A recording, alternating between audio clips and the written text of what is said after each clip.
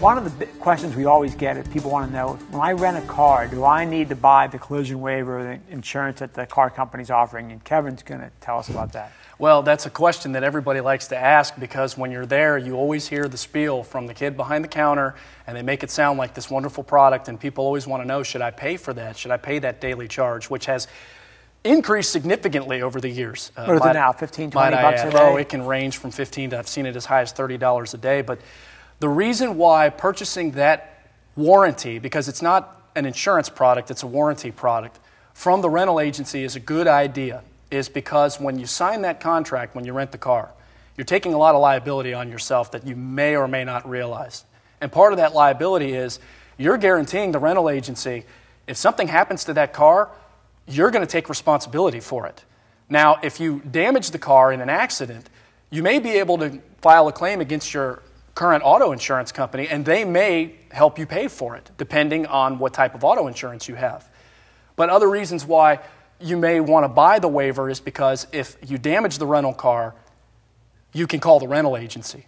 You can call the 800 number. They'll come and get the car. Some of them will bring you another one. You don't have to make a claim against your auto insurance.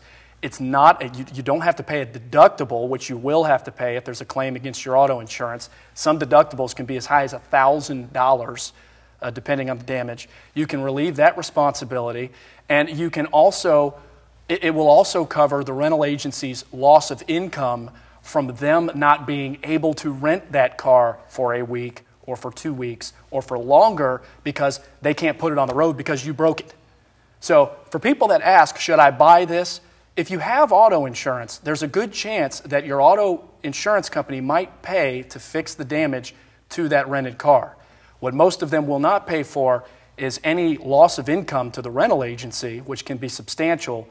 You're going to have to pay a deductible, which is an out-of-pocket expense to you, and it's going to be a claim against your auto insurance policy, which means that your auto insurance might get more expensive or even non-renewed. So when you're thinking about whether or not it's a good deal, if you remember those factors, it might help you make the decision. We had a guy that he rented a car in Alaska, and he brought it back, parked it, put the keys in the thing.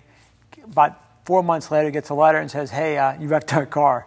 And then he had to go back and forth arguing with him, where he said, hey, I didn't wreck the car. You know, who said it didn't happen after I dropped it off? And I think he ended up paying the deductible and having his company pay it. But again, they were charging him for days off that he had to pay out of pocket as well. Right, absolutely. And another thing to remember is it all depends on the rental agreement.